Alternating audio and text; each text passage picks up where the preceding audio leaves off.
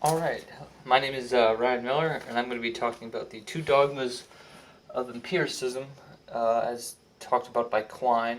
This is a paper he wrote in the 1950s.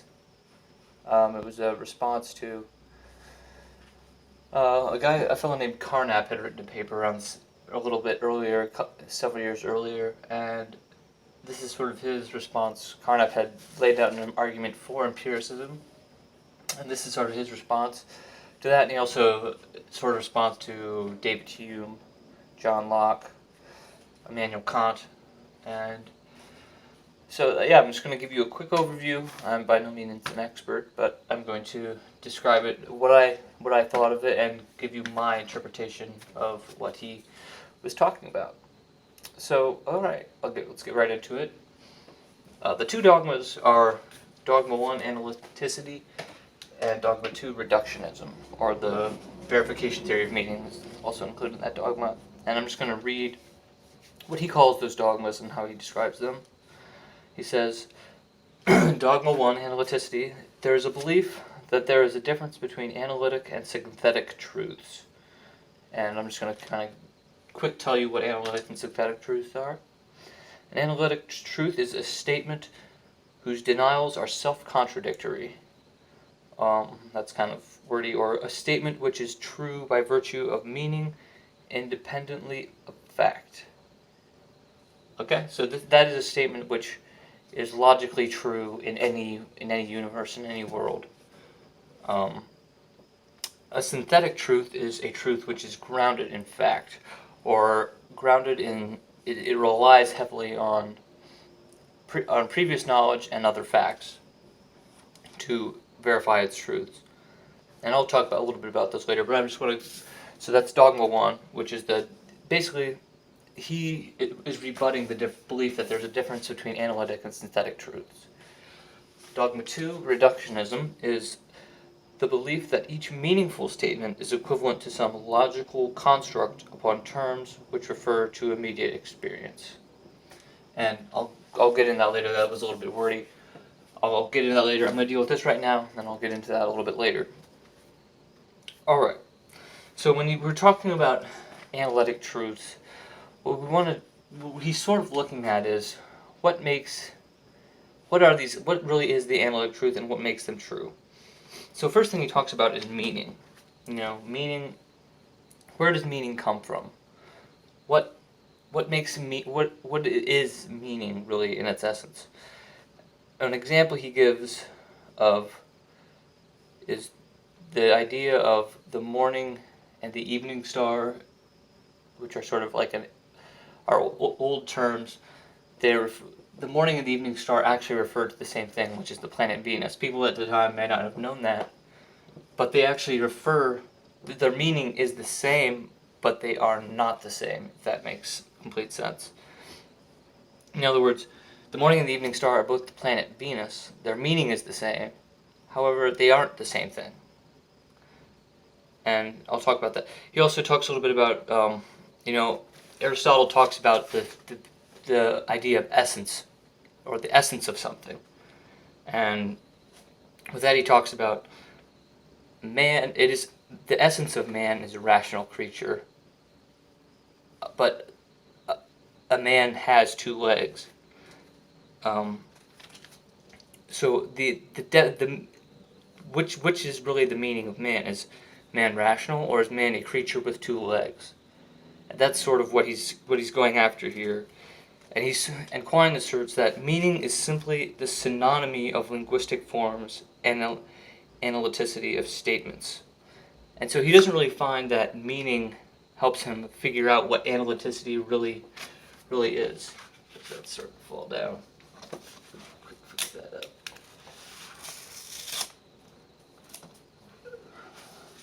So meaning doesn't really hold the key to analyticity, and what he's really trying to find what that is and what makes it distinct. And so, meaning is just it's just synonymy. Two things are accepted to sort of be synonymous, and that doesn't really help us figure out what analytic statements, or what really he's trying to figure out and dig down into. And he says there are two types of analytic statements. The first are those that are logically true. And he gives the example of, no unmarried man is married. Now that statement is true regardless of what the word married means. For as long as we accept that the prefix un means the contradiction of something, then no unmarried man is married will always be true. I mean, married could mean, it doesn't have to mean that he's married to a person. Married could mean something completely different, and that statement would still be true. For example, let's say short. Let's say we married meant short, and that would mean no unshort man is short. That would still be true. Married could mean whatever it wants, and that statement would be true. And then he says, there are those statements that are synonymously with logical statements. Example, no bachelor is unmarried. Now in our context, no bachelor is unmarried, and the sentence, no unmarried man is married, are the same. You know, bachelor means unmarried man. So this sentence at first seemed like they're the exact same thing, but what if bachelor meant something completely different? What if bachelor meant someone that is a Bachelor of the Arts? I don't think that all Bachelor of the Arts students are definitely unmarried. So that's sort of what he's getting at there, is these statements are synonymously logic. And then he's trying to figure out then what synonymy really is. Where do we find that an unmarried man is a bachelor? And he talks about, well, we can't. You might think we should go to the dictionary, but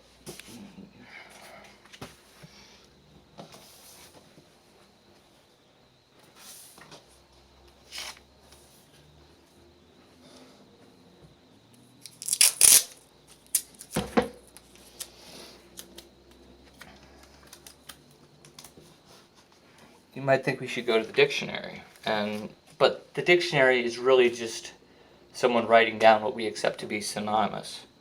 You know, what we accept one thing to mean.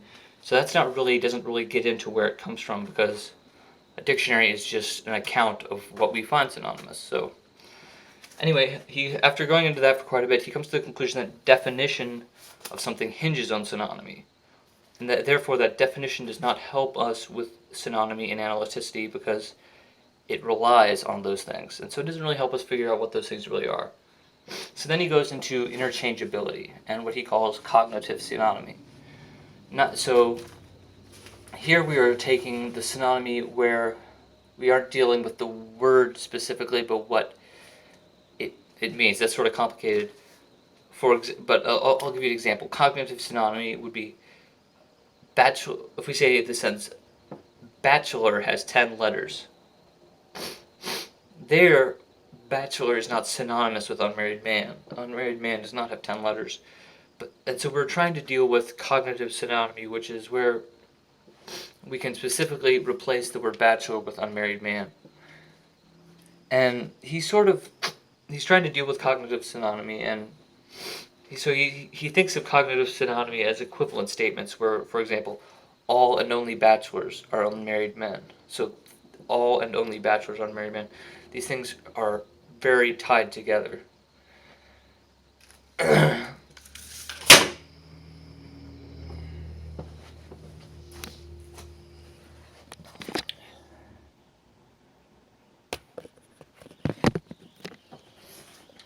And so that excuse me.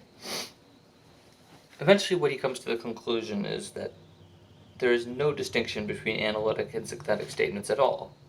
And he calls it an article of faith of empiricists.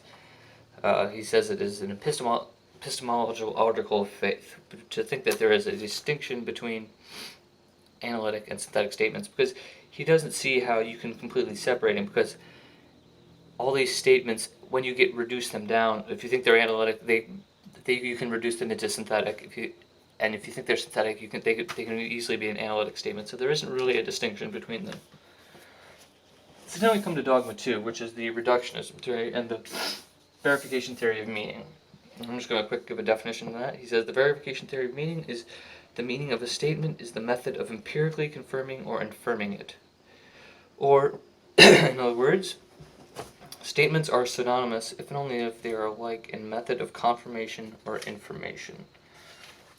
So we're sort of already coming back. This is the second dogma, but we're still dealing with the idea of synonyms. And another way of thinking of that is statements are analytic if and only if they are synonymous with a logical truth. And then, so that's the verification theory meaning. Then he gives the definition of the radical reductionism. And he says, every meaningful statement is held to be translatable into a statement about immediate experience. This is sort of the common thread in empiricism, which you'll find is experience and sense data. And so basically, everything comes from our sense data. Every meaningful statement comes from this sense data, an experience in your life that you sense and you encounter physically. But Quine doesn't really see a connection there. He understands that that's how they define it, but he doesn't really believe that that connection exists between these statements, between these all meaningful statements and a physical experience. He doesn't really find that that's to be true at all. He goes the other way and doesn't really believe that at all. He says the dogma of reductionism survives in the supposition that each statement in isolation can admit confirmation or information at all. Basically, reductionism survives basically because we hold this belief that a statement can be confirmed or infirmed at all. And I'm just going to read you a quote here. It says, and this is sort of now, after he's dealt with these two, he's sort of tying them together. He says, more directly, one dogma clearly supports the other in this way, as long as it is taken to be significant in general to speak of the confirmation and information of a statement. It seems significant to speak also of a limiting kind of statement, which is vacuously confirmed, come what may, and such a statement is analytic. So basically, these things play off each other. They're a circle. These things, this one supports this one supports this one. You can't actually find a basis. They interconnect, and they're actually really just about the same thing. And so, this is sort of where his conclusion is that these two, they aren't really different. They're pretty much just the same thing, and they form what you could call a tautology.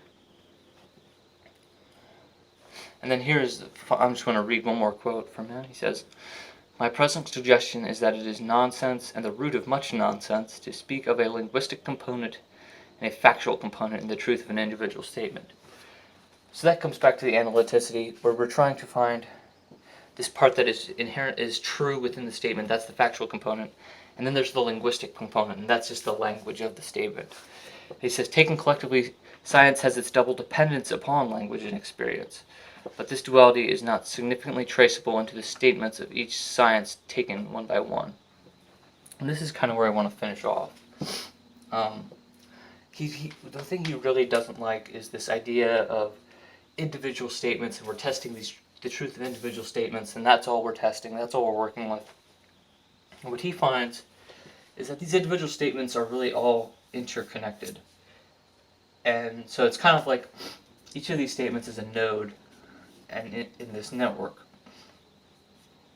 And let's say one of these statements is, let's say water is blue, or something like that. It doesn't really matter. But we can't just deal with this statement by itself. This statement, if it were to be found to be false, would affect everything else in this network of truths that we have, or these beliefs that we have. And so we can't just look at these statements and find out if they're true by themselves. We hold these things as a network, and that's how they sort of work together within the sciences and stuff like that. And that's mostly. There's also this idea that if we're dealing with things that we believe to be true, the things that we think are analytic or inherently true, don't always turn out to be that way. For example, at one time you would have held it to be analytic that in Euclidean geometry, the interior angle of a triangle has 180 degrees. That's a statement in Euclidean geometry. For a long time, people would have held that to be true. But then, eventually, there was introduced this idea of non-Euclidean geometry. And that is a triangle like this. And now this triangle is, and under the rules of non-Euclidean geometry, is still a triangle, but its interior angles are not 180 degrees. They're smaller. And so that's sort of a summary of his beliefs, that these analytic statements and synthetic statements, they don't really, there's no real separation there. There's not analytic statements and synthetic statements. They're one and the same thing. They're just, that's all they are. And thanks.